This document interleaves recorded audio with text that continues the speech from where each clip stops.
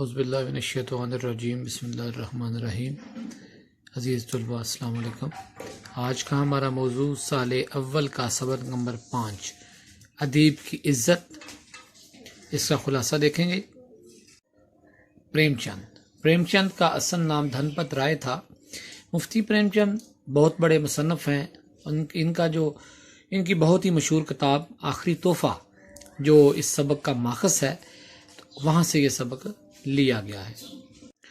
خلاصے کی طرف آتے ہیں تو خلاصہ سنیے۔ حضرت قمر نے بغیر چینی اور دودھ کے 20 دفعہ ابالی ہوئی چائے کا پیالہ پیا۔ یہی ان کا ناشتہ تھا۔ ان کے نزدیک دودھ اور چینی ملانے سے چائے کا ذائقہ بگڑ جاتا ہے۔ جوانی میں ہی ان کو لکھنے کی بیماری لگ گئی تھی اور اب وہ 20 سال سے اسے پالے ہوئے تھے۔ مالی مشکلات کا شکار ہونے کے باوجود انہوں نے کسب معاش کے اور کسی ذریعے کی طرف کبھی توجہ نہ کی۔ صبح سے شام تک دنیا سے بے خبر، ادب کی خدمت میں مصروف رہتے۔ معاشی پریشانیوں نے انہیں مایوس کر دیا تھا، مگر اس سب میں جو بات ذہنی تسکین کا باعث تھی وہ ان کی بیوی تھی، جو ترک و اثار میں ان سے بھی بڑی ہوئی تھی۔ ایک روز ایک رئیس کے یہاں کوئی تقریب تھی۔ حضرت قمر کو بھی مدعو کیا گیا۔ ان کی خوشی کا کوئی ٹھکانہ نہ تھا۔ بیوی کے منع کرنے کے باوجود وہ تقریب میں شرکت کے لیے بضد تھے۔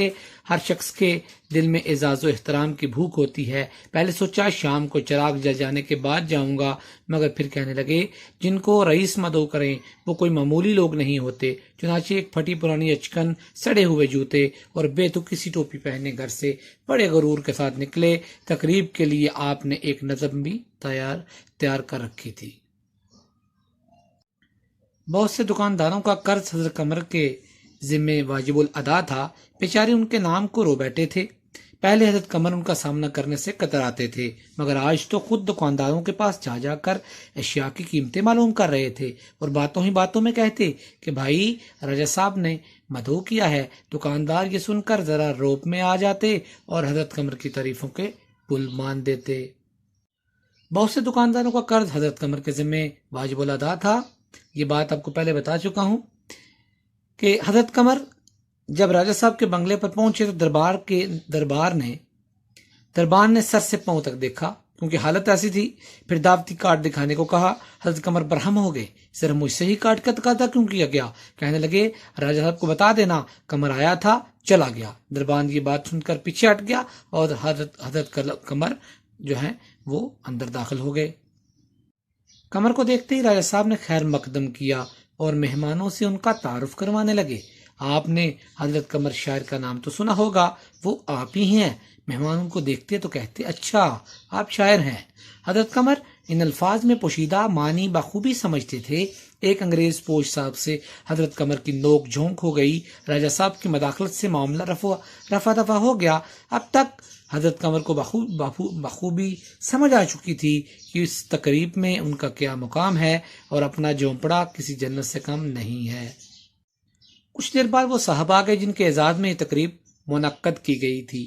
راجہ صاحب نے لپک کر ان سے ہاتھ ملایا اور حضرت قمر کو کہا آپ اپنی نظم تو لائے ہوں گے؟ حضرت قمر نے کہا میں کوئی نظم تیار نہیں کی۔ راجہ صاحب نے جھلا کر کہا کسی اور شاعر کی نظم پڑھ دو۔ حضرت قمر نے جواب دیا میں کوئی باٹ یا میراثی نہیں ہوں۔ چنانچہ یہ کہہ کر وہاں سے چل دیے اور گھر آ گئے۔ بیوی نے کہا چہرہ کھلا ہوا ہے، خوب عزت افزائی ہوئی ہوگی۔ کہا ایسی کہ خواب میں بھی امید نہ تھی۔ میرا یہ جھونپڑا ہی میرے لیے جنت ہے۔ میں نے آج سمجھ لیا ہے کہ ادبی خدمت پوری عبادت ہے۔ امید ہے آپ کو خلاصہ کی سمجھ آ گئی ہوگی۔ خدا میرا اور آپ کا ہم سب کا حامی و ناصر ہو۔ السلام علیکم ورحمۃ اللہ وبرکاتہ۔